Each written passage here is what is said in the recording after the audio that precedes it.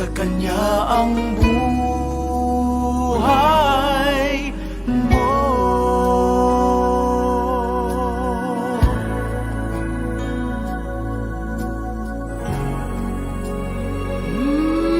Buhay natin ay pansamantala.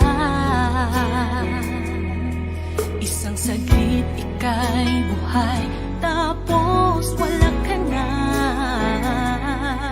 Kaya ngayon ang panahon, harapin ang katotohanan. Diyos lamang ang may buhay na walang hanggan.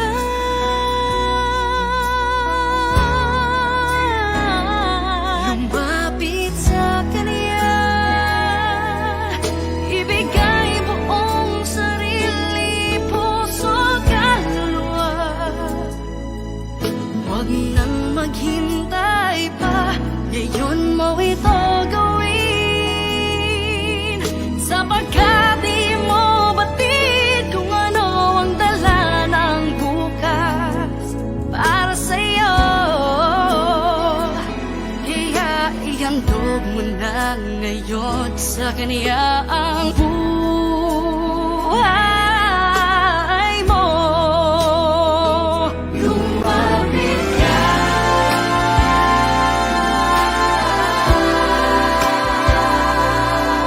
sa Kanya ngayon.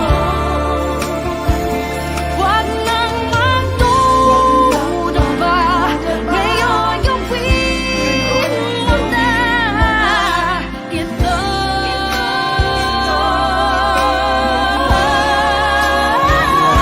Lumapit sa Kanya, ibigay mo ang sarili, puso, kaluluwa. Huwag nang maghintay pa, ngayon mo ito gawin.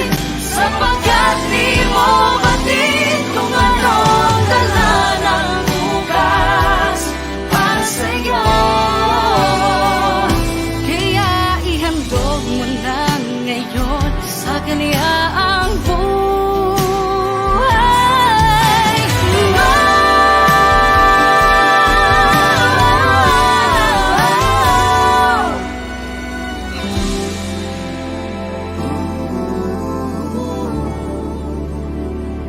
Kaya ihandog mo na ngayon sa Kanya ang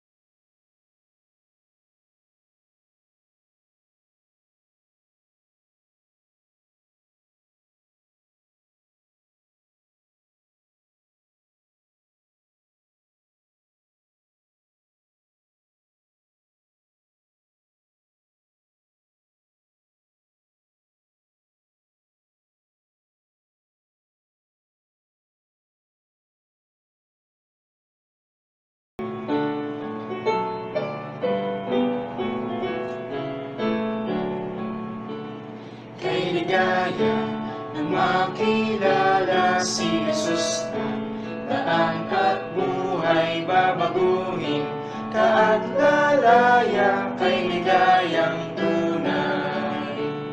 Kay ligaya na makasama si Jesus na mapagpatawad tinubos niya ko sa aking sala kay ligayang tunay. Nagagalak luha man ay tumulong pagkat si Jesus buhay sa puso ko. Kay ligaya na mapatawad bagong buhay ang iginawat dadalhin niya sa kalangitan kay ligayang tunay. Nagagalak luha man ay tumulong pagkat si Jesus buhay sa puso ko. Nagagalak luha man ay tumulong pagkat si Jesus buhay sa puso ko. Kay ligaya na mapatawad bagong buhay ang iginawat dadalhin niya sa kalangitan kay ligayang tunay. Kay ligayang tunay. Kay ligayang tunay.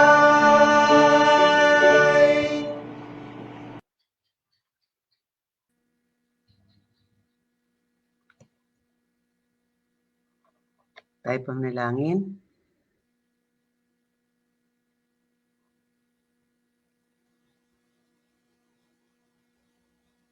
Tayo po manalangin.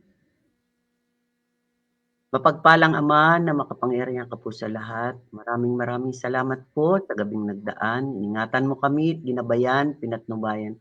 Hanggang sa ngayon ay gumising na taglay ang kasiglahan ng pangatawan at taglay namin ang bukas na kaisipan upang kami, Panginoon, ay mag-aral ng iyong banal na salita bago kami humayo sa amin. Mapagpalang Ama, salamat din po sa kung ano ang mga dapat naming madama sa mga oras na ito, sa aming mga katawan, sa aming masiglang kaisipan. Nawa po ay patuloy niyo kaming gabayan hanggang sa kami ay makapag-aral ng iyong banal na salita. Ngayon po, Ama, ay idinudulog namin sa inyo at ipinakikiusap aming pag-aaral ng lesson. Ngayon po ay pangungunahan kami ng aming tagapagsalita na si Brother Danmar. Sana po, Panginoon, kayo ang laging manguna sa kanyang isipan. Kayo, Panginoon, ang magbigay ng magandang halimbawa o katalinuhan sa kanya upang maibahagi niya sa amin ang karapat-dapat na magpapalakas at magpapasigla sa aming pananampalataya. Habang kami, Panginoon, ay nag-aaral ng iyong na salita, amin pong hinihiling na sana mabigyan kami ng magandang internet connection upang hindi matrap ang aming mga pag-aaral hanggang sa ito ay matapos. Gayun din ang mga tagapakinig sa iba't ibang lugar. Nawa po, Panginoon, sila ay mabigyan din ng magandang internet connection.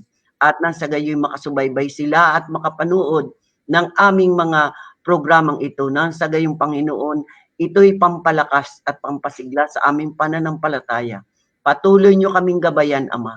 At gayon din, bago kami humayo sa aming mga pupuntahan ngayong araw ng kapahingahan sa aming mga simbahan, kayo po ang aming inuuna at naniniwala kaming kasama namin kayo. Salamat po ng marami, Ama, sa pagtugon sa mga oras na ito. Ang lahat pong ito'y aming hinihiling at inaasahan yung tinugon sa pangalan ni Jesus. Amen. Amen.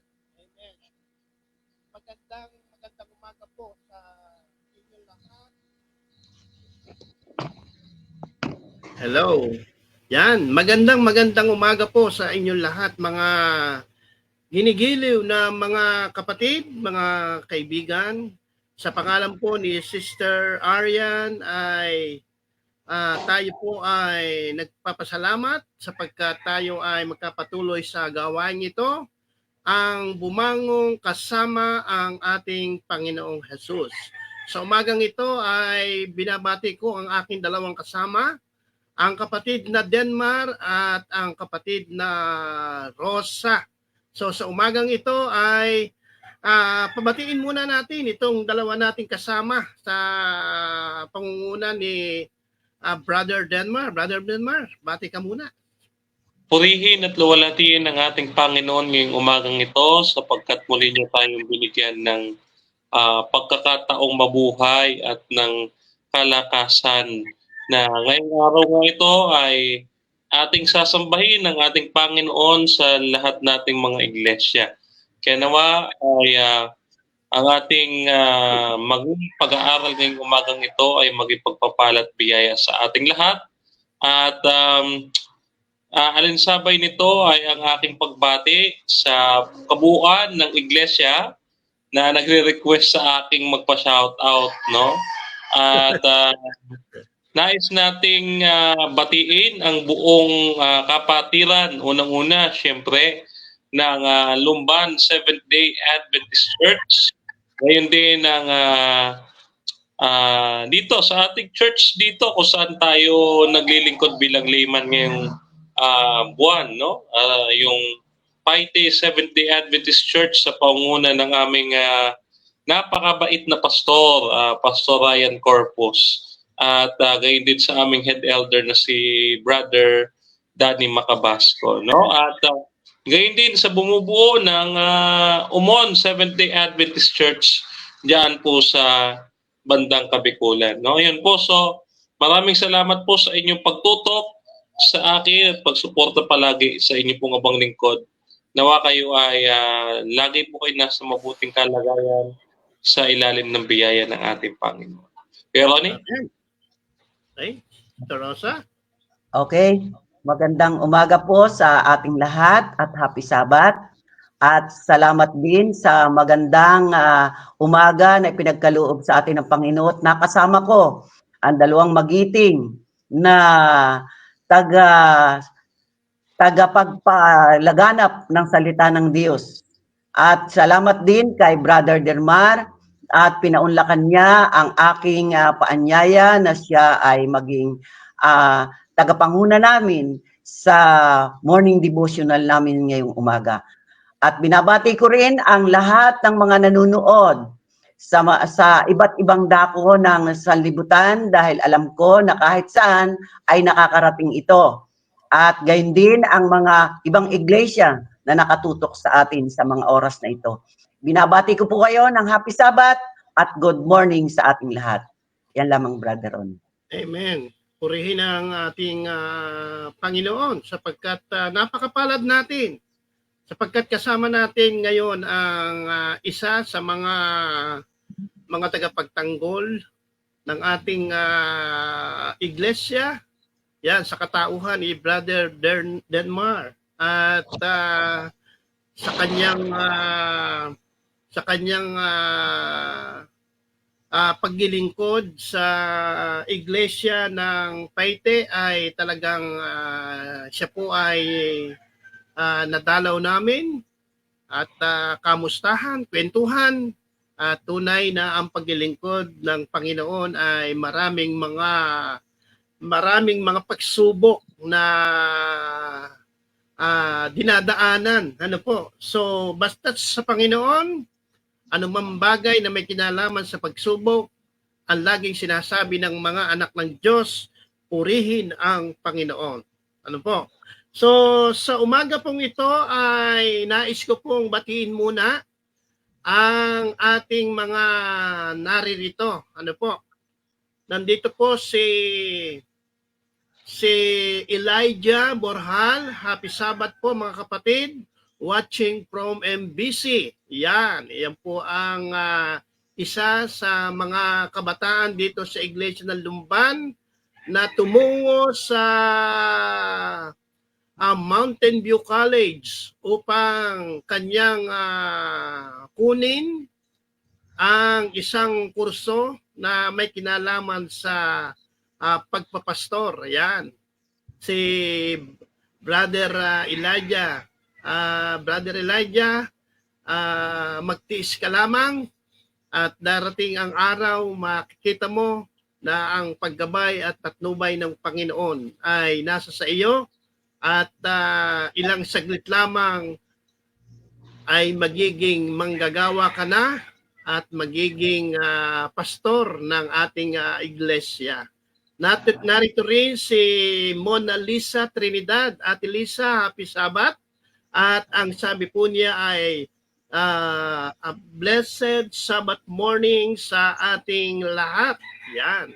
Kami rin po rito ay nagpapahatid sa inyo. Narito rin kasama natin si Jadema Panganiban. Happy Sabbath everyone. Yan. Ang bati rin ni Corazon Molina Benelada. Good morning.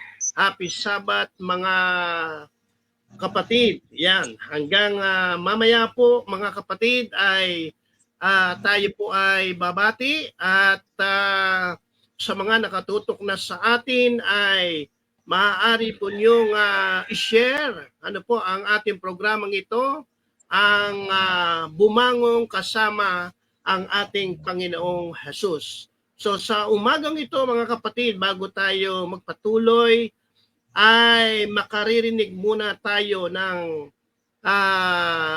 tanging bilang papuring awit sa Panginoon na ipagkakalob sa atin ng ating mga kapatid.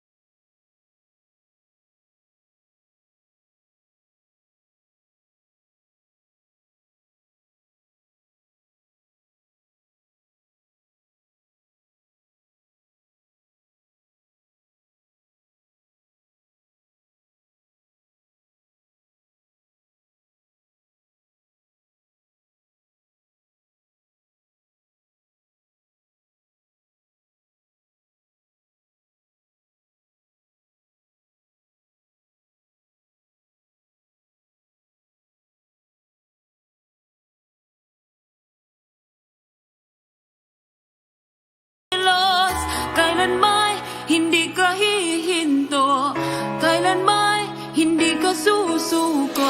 Di ko man makita, ika'y kumikilos, di ko man madama, ika'y kumikilos. Kailan may hindi ka hihinto, kailan may hindi ka susuko. ko man makita, ika'y kumikilos. Di ko man madama, ika'y kumikilos. Kailanman hindi ka hihinto, kailanman hindi ka susunod. Diyos ng milagro, tagapag-ingat ng mga pangako. O Diyos, ilaw ng mundo. Diyos ng kaparaanan, Diyos ng milagro, tagapag-ingat ng mga pangako. O Diyos, walang katulad mo.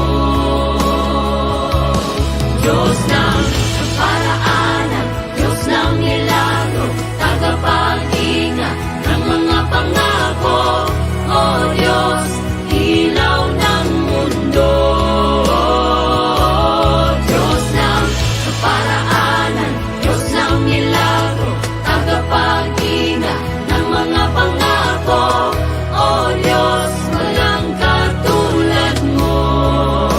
Walang katulad mo. Walang katulad mo.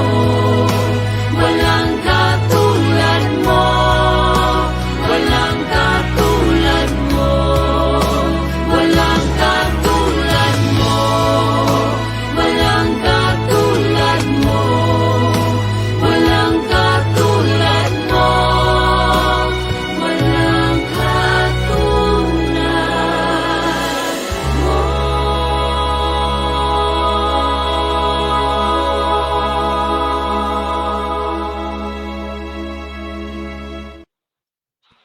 Amen.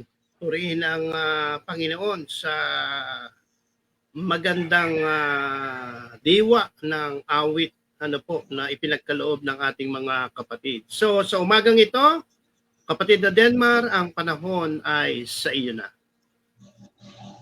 Magandang umaga po muli sa ating lahat at happy Sabat. At ngayong umagang ito ay patuloy po nating pinupuri at niluluwalhati ang ating Panginoon sa kanyang kagandahang loob na ibinigay sa atin na isang napakagandang pagkakataon para i-share ang kanyang pag-ibig at pagpapala sa bawat isa sa atin ngayong umagang ito bago tayo magpunta sa ating mga paglilingkurang mga iglesia.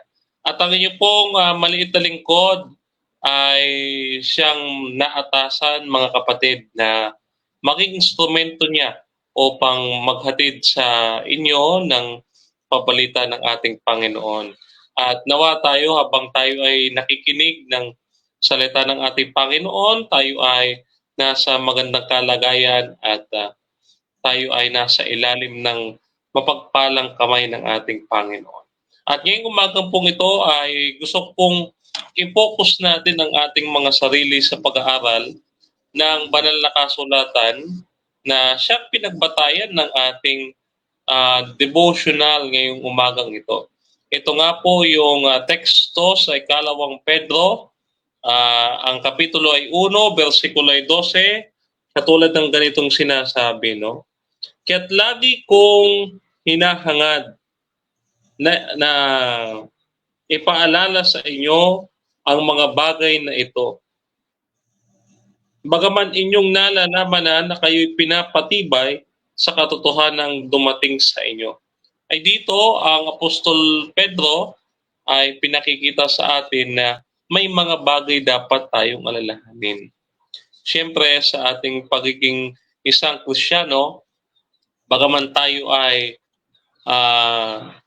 mga anak na ng Diyos simula nung tayo sumampalataya, ay kinakailangan pa rin nating magkaroon ng pag-iingat sa ating buhay sapagkat patuloy tayong nandito sa sanglibutang ito.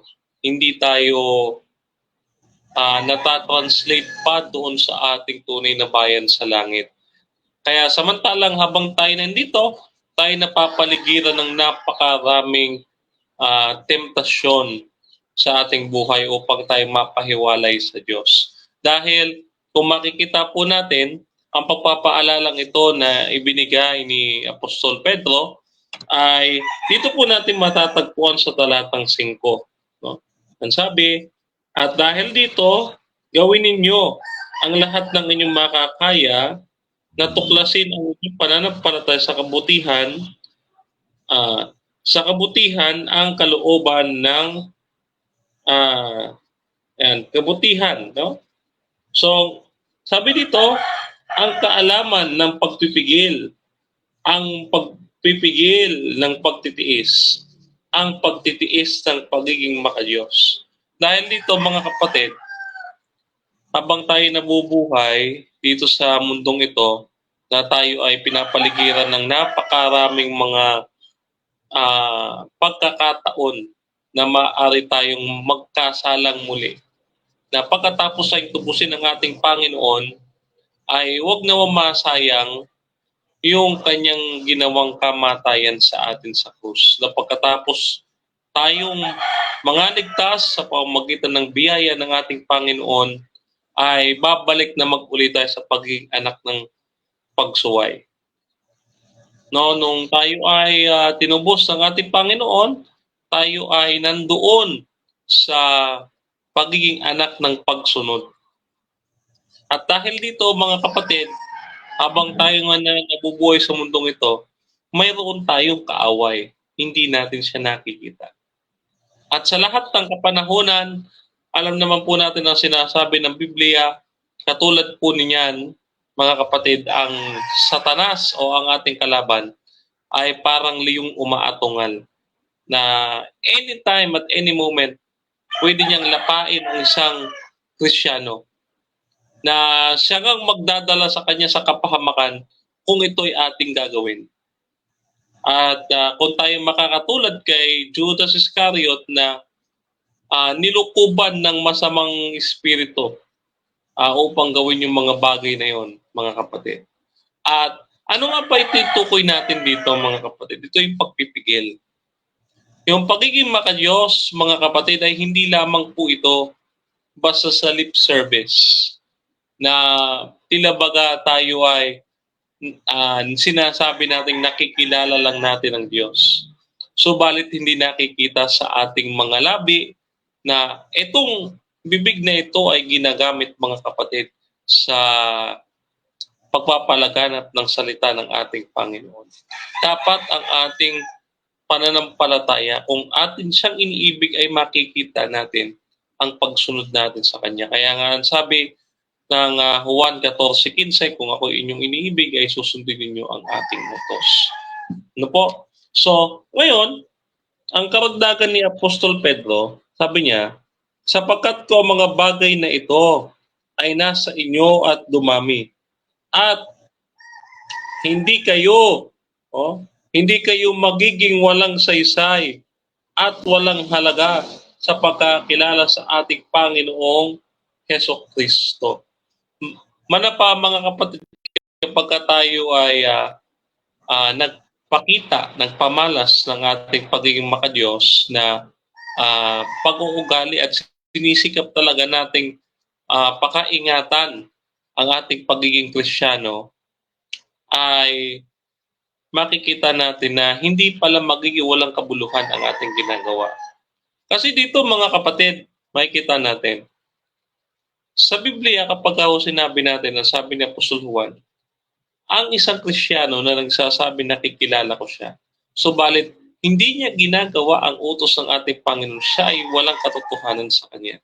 No, ayan po yung mga basa natin sa unang Juan, Kapitulo 2, versikulo 4. At dito, mga kapatid, makikita natin na kung tayo ay magkakaroon ng pagtitiis, kung tayo ay magkakaroon ng pagsisikap na sundin ang kalooban ng ating Panginoon, sapagkat tayo naman talaga ay nakakasunod, hindi nang dahil sa ating sariling kakayahan, kundi sa kapangyarihan ng Diyos na gumagawa sa atin, na siya naman, mga kapatid, ay bibigyan lang natin ng puwang sa ating puso. Kasi hindi naman po talaga tayo ginawa ng ating Panginoon ng mga robot upang sa gayon ay kapag pumasok siya sa ating buhay ay siya lang ang didirekta. No? Siya ang magmamaniobra ng ating buhay. At dito nga, mga kapatid, kinakailangan ng Diyos ng pagpapahintulot natin na siya'y maghari sa ating buhay. You know? Para siya yung gagawa sa atin at yung ating pagpapakabanal na ito na ginagawa ay hindi ito credit sa ating kundi credit doon sa kanyang biyaya na nagbibigay ng kalakasan sa atin upang makasunod tayo sa kanya. At mga kapatid, katulad po nito, sabi dito, sapagkat walang anumang mga bagay na ito ay bulag at nasa malapit lamang ang nakikita at nakalimutan niya na nililinis siya mula sa mga dati niyang mga kasalanan. Talatang 10. Kaya mga kapatid, lalong pagsikapan ninyo na patatagin ang inyong pagkatawag sa pagkapili sa inyo, sapagkat gawin ninyo ang mga bagay na ito na hindi kayo matitisod kailanman. Ayan mga kapatid, so ating mababasa itong talatang ito doon sa ating Biblia sa ikalawang Pedro na siya ang ating pinagbabatayan ng ating susing talata. No? So dito, mapapansin ninyo mga kapatid, ang sinasabi ni Apostol Pedro, no, na pagsikapan ninyo na patatagin ang inyong pagkatawag sa pagkapili sa inyo upang wag nga tayong mga tisod. Kasi napakarami talagang temptation. Napakarami talagang mga bagay na magagawa natin na possibly mga kapatid, magagawa natin sapagkat pinapaalala nga sa atin na tayo nasa sanglibutan pa. Na habang nandito tayo, patuloy ang kasalanan ay umiiral at tayo ay patuloy na sinasakop ng kasalanan. Except mga kapatid, kung tayo ay papayag na pagharian ng ating Panginoon, ang kanyang biyaya at pag-ibig, siyang maghahari sa ating mga puso at yung kalooban niya ay masusunod sa pamamagitan lamang ng tulong ng ating Panginoong Hesukristo. Kasi mga kapatid, napakaliwanag naman ang sinabi ng Biblia. Kung wala ang ating Panginoong ay wala tayong magagawa. Yan po ay mabasa natin sa Juan 15:5 mga kapatid. At diyan mga kapatid, nakikita natin na talagang kailangan natin ng Diyos. Kung ang ating sarili lang ang gagawa at gagawa ng lahat, ay hindi po natin kayang tapusin itong takbuhin natin sa pananampalataya, mga kapatid. Kaya dito, hindi lang yung mga pagsasalita, kundi yung ating paggawa, mga kapatid.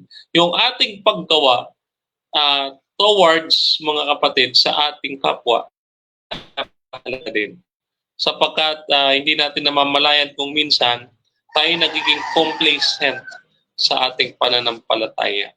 No, na dapat nga tayo'y magkaroon ng takot sa kahihinatnan natin kapag tayo ay nabuhay na nagpapabaya sa ating pagkakatawag. Kaya sabi dito, sikapin ninyong patatagin ang pagkatawag ninyo sa inyong pagpili. No? Ang sabi dito, mga kapatid, no, sapagkat gawin ninyo ang mga bagay na ito upang hindi kayo mga tisod, sapagkat sa ganitong paraan ay mga sigasig, mga sigasig ibibigay sa inyo ang pagpasok sa walang hanggang kaharian ng ating Panginoon at ng ating Panginoong Hesukristo. Yan. So dito, sa talatang 11, mga kapatid, ay ang sabi, ay pagsigasigan ninyo na ibigay, no? Sa ganitong paraan. Okay? Dito, mga kapatid, yung pagsisikap ay dinagdagan pa ng kasigasigan, no? Bakit? Kasi mga kapatid dito, makikita natin, dito sa verse 4 talaga ang pinaka-emphasize, no? Ngayon siya ay pinagkaloob sa atin na sa kanyang mga mahalaga, sa mga dakilang pangako upang sa pamamagitan ng mga ito ay makatakas kayo sa kabulukang nasa sanlibutan dahil sa masamang pagnanasa at maging kabahagi kayo sa likas ng Diyos. Dito mga kapatid, ay marami nga kasing magiging hadlang sa atin, sa ating pananampalataya. No? At sabi dito, yung mga pangakoan niya ng ating Panginoon ay siyang gagawa ng paraan upang tayo makatakas dito. Hindi man pisikal mga kapatid, kundi spiritual tayo makapagpabago ng ating isipan. Kaya nga ang sabi ni Apostol Pablo, naalala ko mga kapatid, no, yung Romans chapter 12 verse 2, ano sabi doon? The renewing of your mind. Panibaguhin ninyo ang isip ninyo upang hindi kayo makahalo sa sanglibutan. Kasi mga kapatid, nung tayo simulang manampalataya sa ating Panginoon, tayo iba na sa lahat.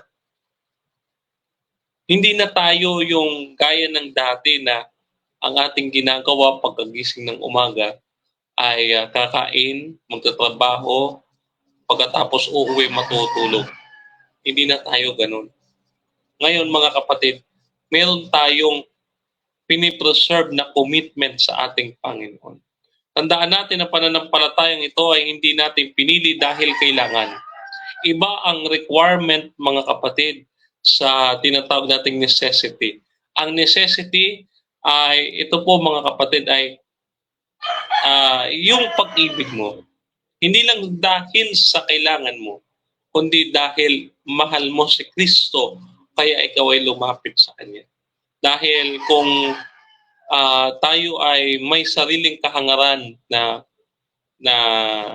pangangailangan lang natin si Jesus, na ganun lang kasimple mga kapatid, ay magiging walang kabuluhan lahat ito. Dahil tandaan po ninyo, lahat naman tayo nasunod sa ating Panginoon. Pero iba pa rin talaga mga kapatid kung tayo sumusunod habang tayo umiibig sa Panginoon. At dito, kaya po sinasabi sa atin na pagsikapan nga natin. No? Na pagsikapan natin. Kasi isa sa mga bagay na ito mga kapatid na dapat natin pagsikapan. Ano po sabi dito sa talatang 7? Ang pagiging makadiyos ng pagmamahal sa kapwa at ang pagmamahal sa kapatid ng pag-ibig.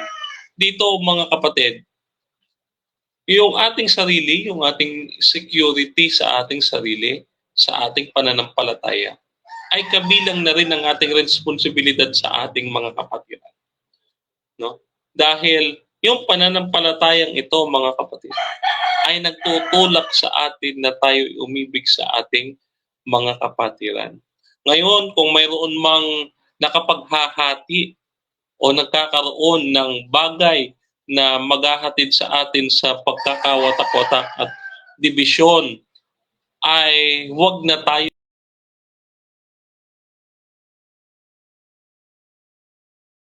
kapatid. Hindi rin maganda na tayo ay maging kasangkapan ng pagkatisod ng ating ibang mga kapatiran. No? Na habang tayo ay Kristiyano, no? Katulad nga ng ating kasabihan bilang mga online evangelist, no? Even you're online, you are a Christian. Remember that even you're online, you are a Christian. Kasi ano ba ang maipost mo sa social media at ikaw ay sinusundan ng napakaraming tao, at kung ikaw ay makapaghatid ng dibisyon o pagkakahati-hati sa katawan ni Kristo na iyong iglesia, mga kapatid, at ikaw ay ito ay nagresulta ng pagkatisod sa pananampalataya, ito ay sagutin natin sa ating Panginoon. Kaya napakahalaga lamang mga kapatid, hindi lamang sa social media, kundi maging sa araw-araw nating pamumuhay na tayo'y nag-iingat. Oh? Nag-iingat tayo sa ating pagkatawag na bilang mga tagasunod ng ating Panginoon, dapat tayong mag-ingat sa bawat paggawa natin na kinakakitaan tayo ng pagiging makadiyos. At paano ba ito mga kapatid na tayo ay mag-acquire ng ng bagay na ito, yung pagiging makadiyos, mga kapatid. Ito ay kung ating tatanggapin lamang si Jesus. Ang sinasabi sa atin ni Apostol Pablo ay ibihis natin ang katwiran ni Jesus, sapagkat yung katwiran ni Jesus, dito lang tayo magiging matuwid sa harapan ng Ama. Tandaan po natin, tayong mga makasalanan ay pinaghihiwalay tayo ng ating kasalanan sa ating Panginoon, at ito'y nagtutulak sa Kanya para ilayo niya ang Kanyang pandinig sa atin. No? At ayan ay mabasa natin sa Isaiah 59 verse 2. Tayo nga ay mga maruruming, mga basahan sa harapan ng Panginoon. At sa pamamagitan ng dugo ng ating Panginoon Kristo, at kung ating tanggapin ang pantubos at ang tumutubos sa atin, ang ating Panginoon Kristo, doon lamang, mga kapatid, sa sandaling yun, tayo ay magkakaroon ng katwiran sa harapan ng ating Panginoon.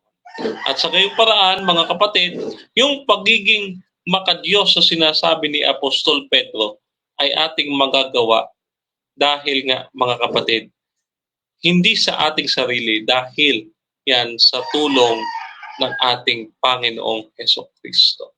So, mga kapatid, ang lahat ng ito, yung paalala ni Apostol Pedro ay magagawa natin at maisa sa katuparan lamang natin kung tayo ay magtitiwala sa ating Panginoong Jesucristo. Dahil sa tulong niya, ang sabi ni Pablo, na apostol, no? Pilipos 4:13, ang lahat ng bagay ay aking magagawa doon sa nagpapalakas sa akin. So yung pagsisikap, yung pagiging masigasig, at yung pagka-alaala natin sa mga bagay na ito na itinuro ng ating Panginoon ay mangyayari lamang, mga kapatid, kung tatanggapin natin si Jesus at pipiliin natin si Jesus araw-araw sa ating buhay. Sapagkat hindi na tayo ang mabubuhay sa ating sarili, kundi ang pananampalataya ng anak ng Diyos na sa atin ay nagmahal at nagbigay ng buhay para sa Kanya. Galatia 2:20, mga kapatid. At sa pamagitan ng ating Panginoon, yung Kanyang pananampalataya ay ilalagay sa atin, at yung Kanyang kautusan ay ilalagay sa ating puso at isipan, mga kapatid. Makatitiyak tayo na magagawa natin ng mahusay, walang kapintasan ang utos ng Diyos. Magagawa nating perpekto ang kautusan ng ating Panginoon sa pamamagitan ng tulong ni Kristo. Kaya itong utos ng Diyos na ito, na ano ang sabi, tignan ninyo ang ating conclusion, mga kapatid. No? Sabi dito sa talata 12, kaya't lagi kong hinahangad na ipaalala sa inyo mga bagay na ito. Bagaman inyong nalalaman na kayo'y pinapatibay sa katotohanang dumating sa inyo. Laging ipinapaalala sa atin kung sino tayo. Tayo ay mga Kristiyano. Tayo ay mga tagasunod ni Kristo. Dapat tayong maging tapat hanggang sa wakas para tayo'y maligtas. At yung pagiging tapat natin sa gawain ng Panginoon natin, no? Ito, mga kapatid, hindi lamang kaligayahan ang dadalhin natin, kundi maging ang kayamanan sa langit na ipinapangako sa atin ng Panginoon. Kaya, ano sabi, lagi nating alalahanin itong mga bagay nito. Yung pag-iingat at pagiging makadiyos sa lahat ng panahon. Hindi lamang, mga kapatid, tuwing sa araw ng Sabado, kundi sa araw-araw ng ating buhay, alalahanin natin si Jesus at lagi natin siyang pipiliing mangunguna sa ating buhay. No? Ang sabi nga, mga kapatid, ay unahin natin ang Panginoon at ibibigay niyang lahat sa atin ang lahat nating pangangailangan. Tandaan po ninyo, mga kapatid, hindi tayo pagkukulangin ng ating Panginoon. Ayun, mabasa natin sa 1 Timoteo 6:6. Hindi tayo pagkukulangin ng ating Panginoon, hindi niya tayo pababayaan. Kaya huwag tayo mag-alala sa anumang bagay, kundi doon lamang sa pagkatiwala at pagpapatatag ng ating pagkatawag, mga kapatid. Na kung iniisip natin kung paano tayo mabubuhay, yan ay sa pamamagitan ng pagmamaniobra ng ating Panginoon Kristo sa ating buhay. Ay pagkatiwala lang natin sa Kanya from top to bottom sa ating mula ulo hanggang paa, mga kapatid. Ang Panginoon siya nawa ang magsalita sa maraming tao.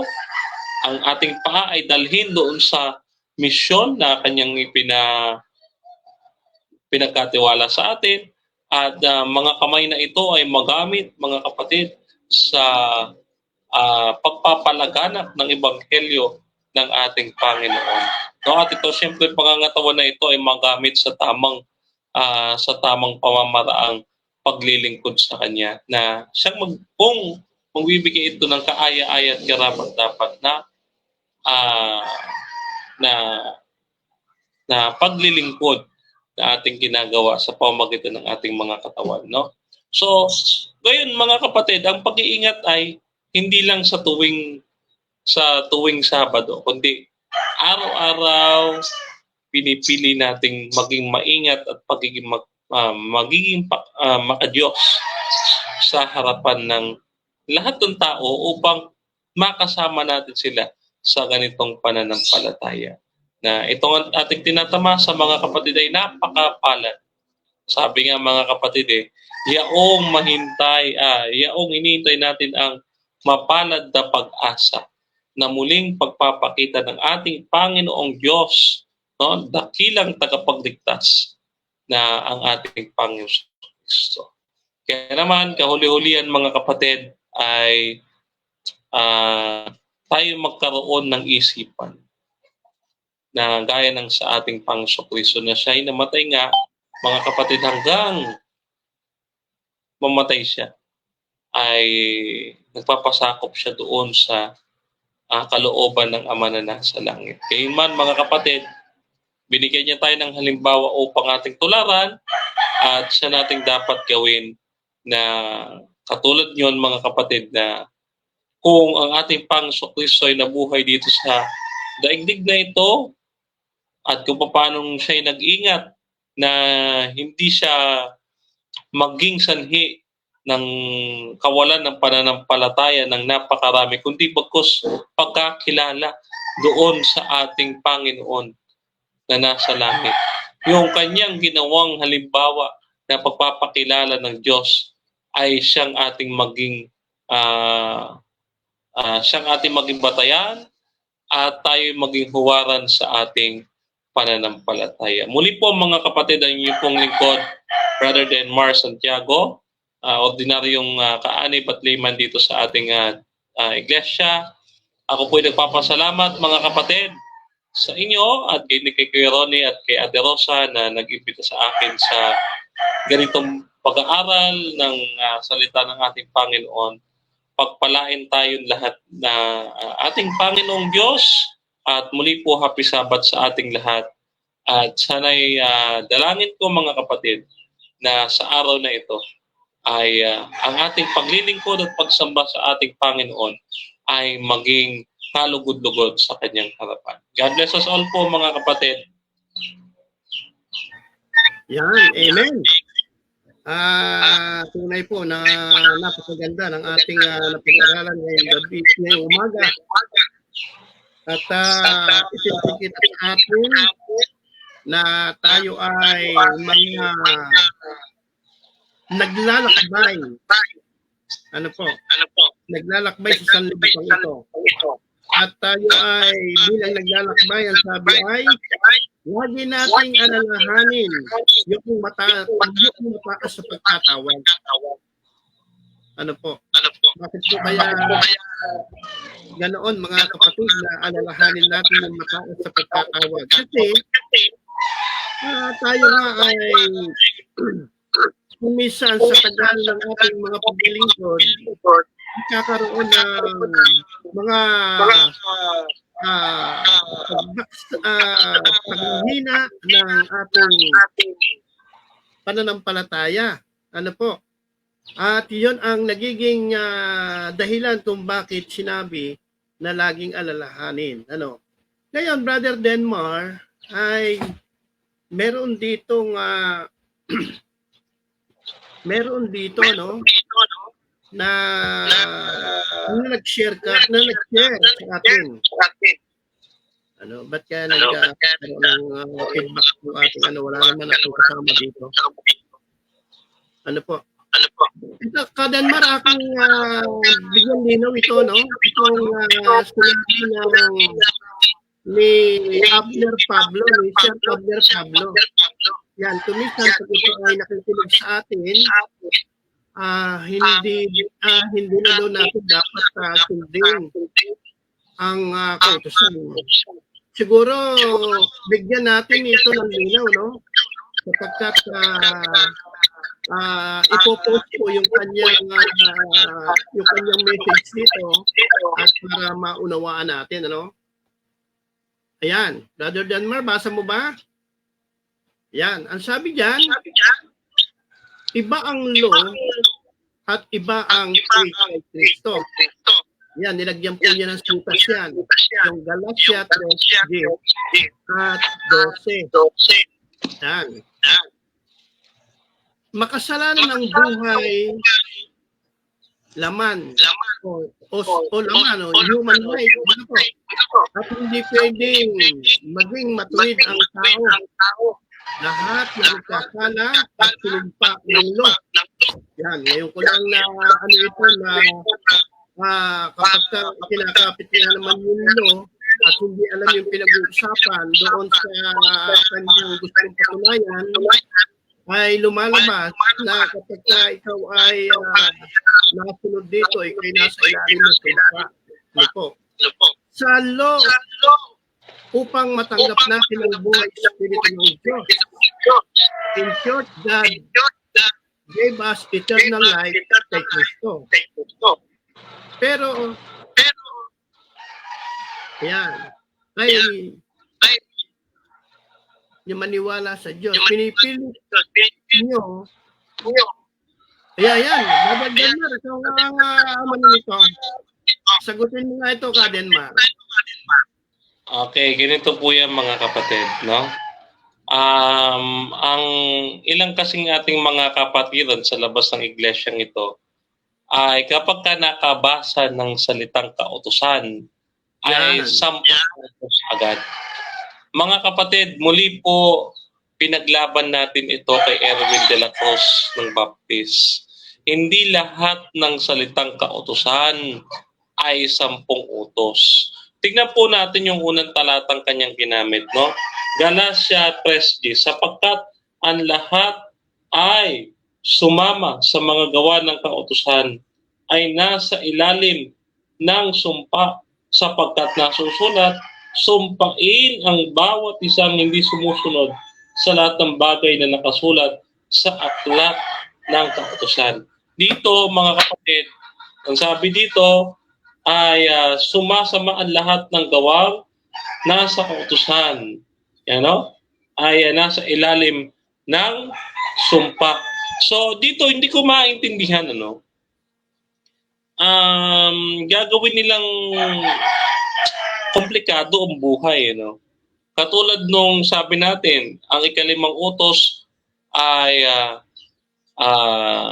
igalang mong yung ama't ina sapagkat ito ang kautusan na magbibigay sa iyo ng pagpapala habang sinusunod mo ito. Sabi dito, yung nasa ilalim ng kautusan ay nasa ilalim ng sumpa. Ang tanong, kapag ba ikaw sumunod sa sinasabi ng Diyos na huwag kang papatay, susumpain ka? Hindi. Ano ang sabi dito? Ano pa ang sabi dito? Ayan, sumpain ang bawat isang hindi sumusunod sa utos ng mga bagay na sinasabi ng kautusan. Sino ang susumpain? Yung hindi sumusunod sa bawat isang nakasulat sa aklat ng kautusan. No? At ngayon ay maliwanag na walang sino mang inaaring ganap sa harapan ng Diyos sa pamamagitan ng kautusan, sapagkat ang matuwid ay mabubuhay sa pamamagitan ng pananampalataya. Tama yan. Tama, wala tayong pagtutol. Sapagkat ang kautusan ay hindi siyang tagapagligtas, kundi kaugnayan natin doon sa ating tagapagligtas. No? Doon yan sa Juan 14:15, kung ako inyong iniibig, ay sundin ninyo ang ating utos. No? So, nandoon pa rin yung pagsunod sa utos. Hindi iniaalis sa atin yung pagsunod sa utos. Talatang 12, ano pa sabi niya? Tinubos tayo ni Kristo mula sa sumpa ng kautusan upang siya'y magisumpa para sa atin, sapagkat sinasabi, sumpain ang bawat binibitay sa punong kahoy. Ngayon mga kapatid, ano bang kautusan ang binabanggit dito? Bakit sinusumpaan? Sabi dito, tinubos niya tayo mula sa sumpa ng kautusan. Dito mga kapatid, yung word na kautusan dito, no? Tinubos niya tayo sa sumpa ng kautusan. Ito po ay sa kasalanan. Tingnan po ninyo ang pagtuturo pa rin ni Apostol Pablo. Kasi tayo na mga nasa labas ng ating iglesia, pag may nabasang kautusan, ay akala natin sa utos na. Ano sabi niya? Ayan Roma 7:23. Subalit nakikilala ko ang kakaibang kautusan.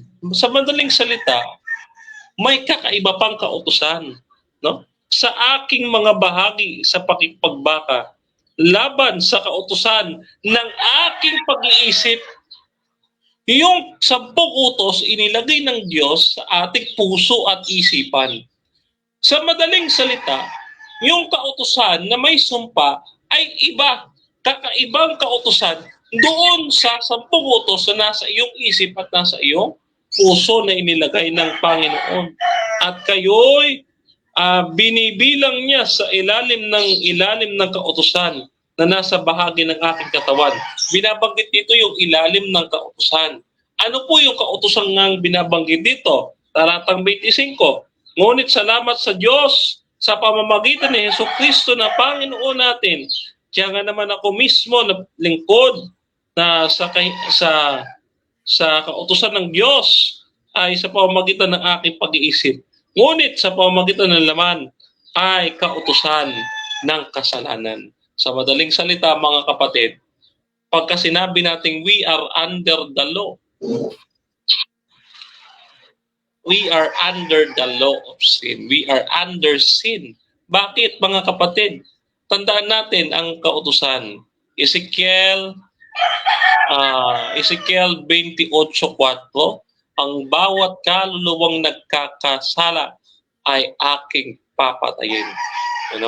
So, ang bawat nagkakasala ay mamamatay. No? Sabi ng Panginoon. At gayon din sa Exodo 32, ano ang sabi doon? Ang sabi po doon mga kapatid, ang sino mang nagkasala ay siyang buburahin ang pangalan sa aklat ng buhay. Sa madaling salita, itong kautusan na ito, kapag iyong inilabag ang kautusan, mga kapatid, ay ikaw ay mapapasa ilalim sa kasalanan. At ang paglabag sa kautusan ay kasalanan. Unang Juan 3:4. Kaya sabi dito, ito ay nasa ilalim ng kautusan ng kasalanan. No?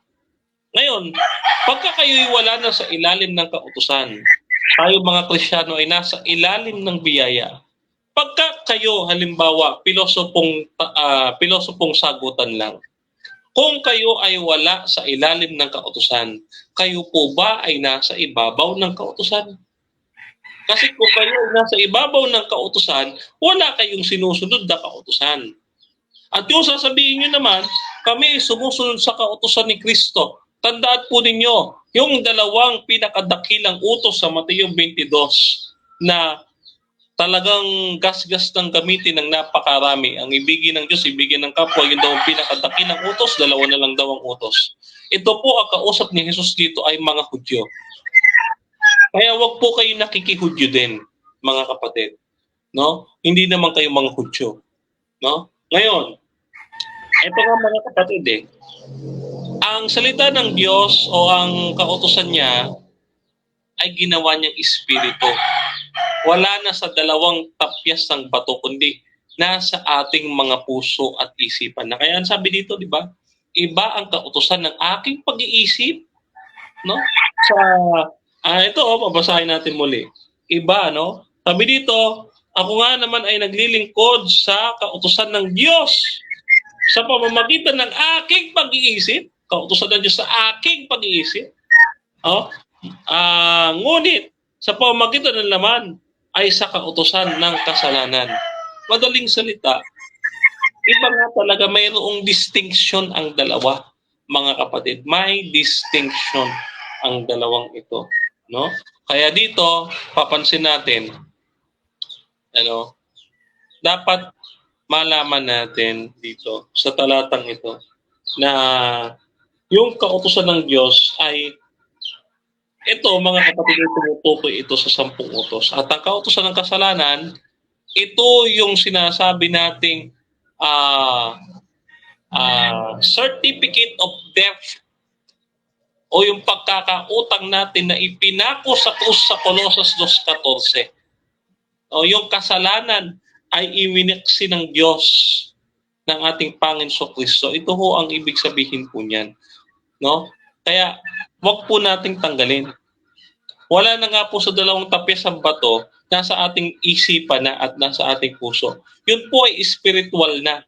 Ang kautusan ay ginawang spiritual upang ang tao na nabuhay na mag-uli sa espiritu at katotohanan, mga kapatid, ay makasunod din naman sa spiritual na kautusan na inilagay sa ating puso at isipan.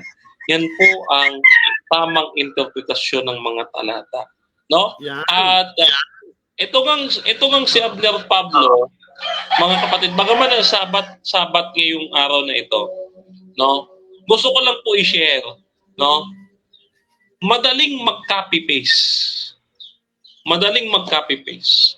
Pero kung humarap kayo sa isang pangmagkaibigang diskusyon o diskurso sa akin o kaya sa aking iba pang mga kasama, tiyak ako, hindi kayo uubra, no, sa katotohanan ng Diyos at ng iglesyang ito na siyang pinagkatiwala sa aming ipagtanggol, mga kapatid, no? Dahil kung halimbawa hindi na kayo nasa ilalim ng 10 utos, pwede na ako pumatay.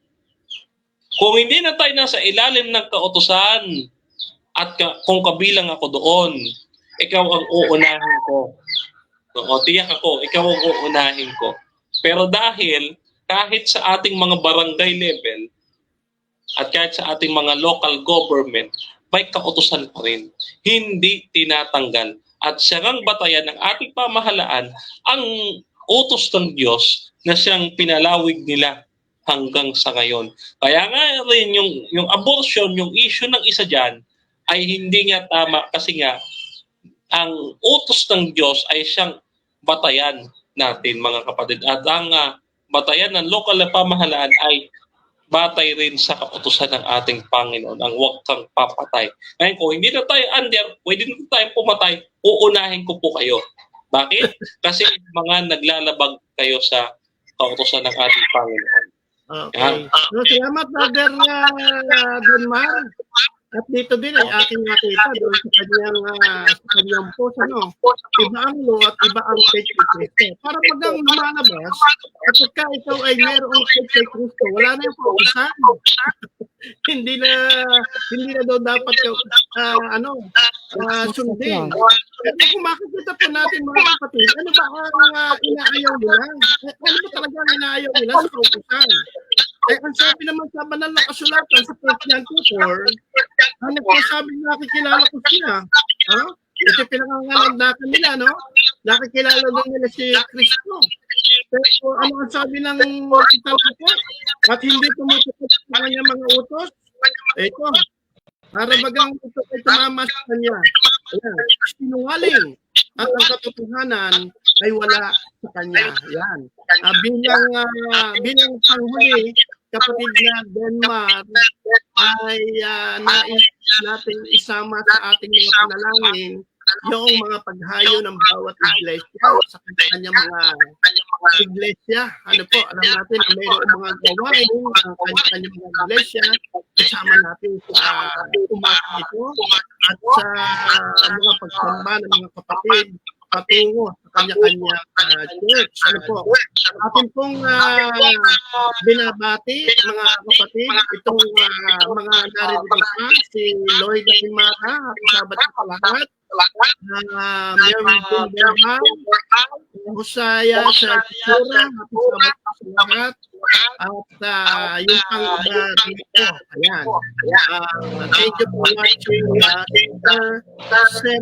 Ayan. Nandito rin, kasama natin si Elder Daryl. Ayan. Sabi ni Brother Daryl, ang mga mayroong pananampalataya, dapat mayroong law. O, tama nga naman. Sabi sa Revelation chapter 14, verse 12, yan. Narito ang pagtityaga ng mga banal na nagsisikip ng mga utos at may pananampalataya ni Jesus. Yan, tama. Pag yung paghihiwalayin, yung kautusan at yung pananampalataya, once na ikaw ay pumasok sa relasyon ng pananampalataya, pagtitibayin mo ang kautusan. Hindi mo kawawalang kabuluhan ang kautusan. Ano po? At narito rin si Rex Clams, happy Sabat, ang sabi ko niya. Ano po? Yan. So, salamat po na lahat ng mga tumuhay.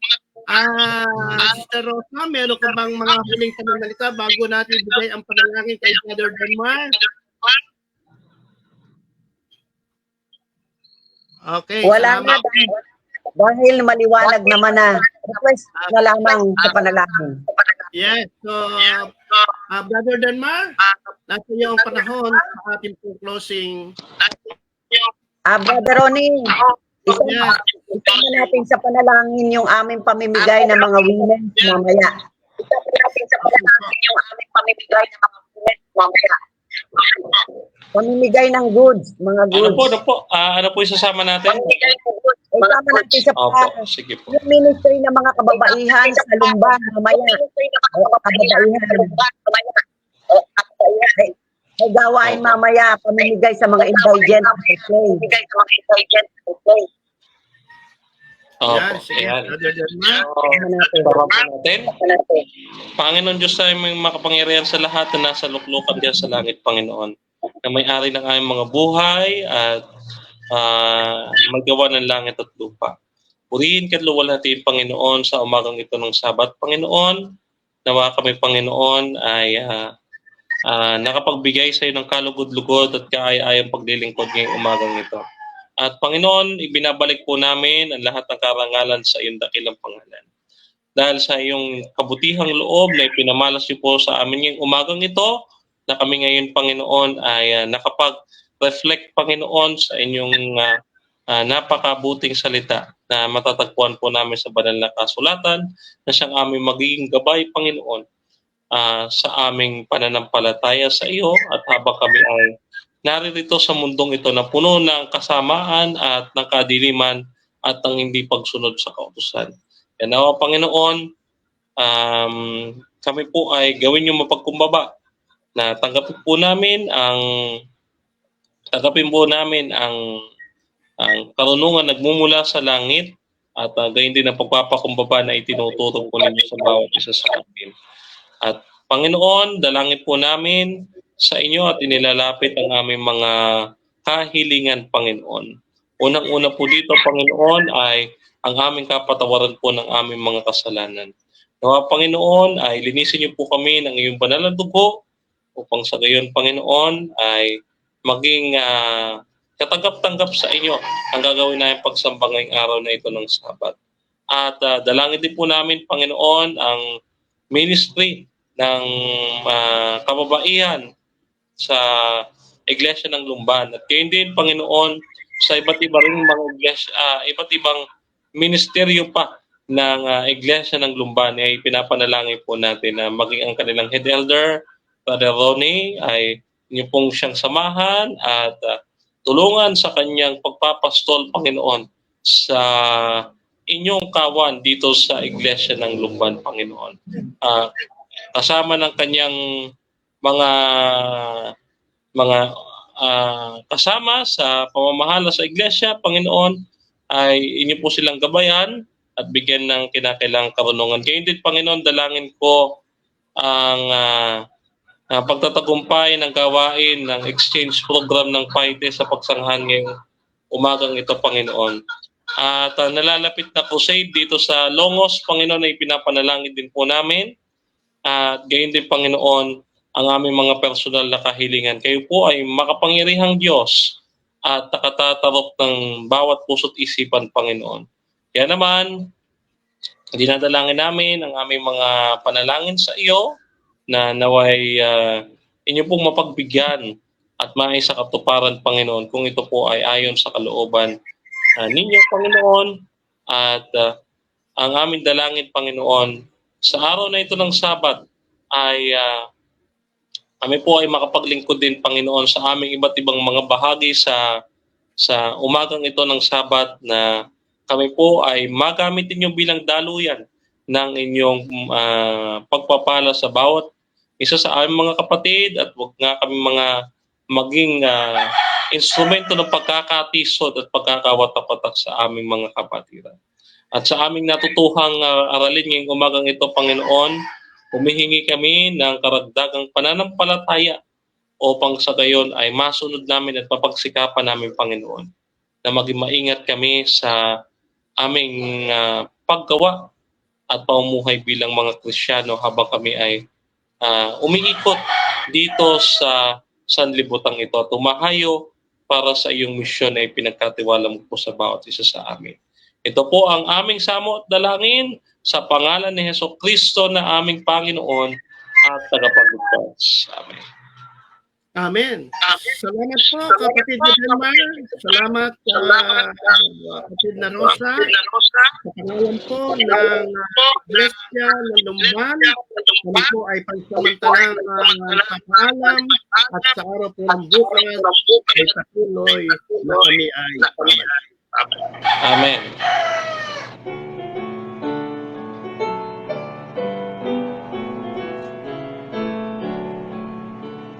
Kay ligaya na makilala si Jesus na daan at buhay babaguhin ka at lalaya kay ligayang tunay. Kay ligaya na makasama si Jesus na mapagpatawad tinubos niya ko sa aking sala kay ligayang tunay. Nagagalak, luhaman ay tumulong, pagkat si Jesus buhay sa puso ko. Kay ligaya na mapatawad bagong buhay, ang iginawad dadalhin niya sa kalangitan kay ligayang tunay. Nagagalak, luhaman ay tumulong, pagkat si Jesus buhay sa puso ko. Nagagalak, luhaman ay tumulong, pagkat si Jesus buhay sa puso ko. Kay ligaya na mapatawad bagong buhay, ang iginawad dadalhin niya sa kalangitan kay ligayang tunay. Kay ligayang tunay, kay ligayang